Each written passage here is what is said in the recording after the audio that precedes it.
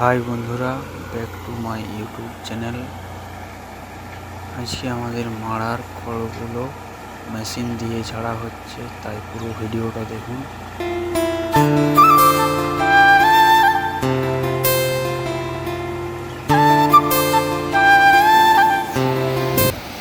এইখানে দেখুন কাকু আর জেঠু খড়গুলো মেশিনের ভিতরে দিচ্ছে। মেশিন থেকে কি সুন্দরভাবে ঝাড়া হয়ে বেরোচ্ছে ধানগুলো। এইখানে দেখুন ধানগুলো বেরোচ্ছে।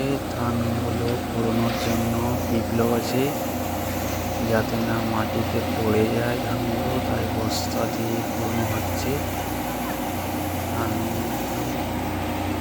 ধানগুলো খুবই সুন্দরভাবে কুড়োচ্ছে পিপলো আমাদের।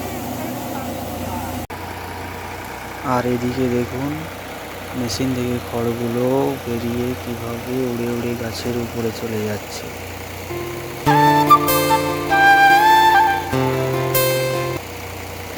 আর কিছু না বলে ভিডিওটা এখানেই শেষ করছি।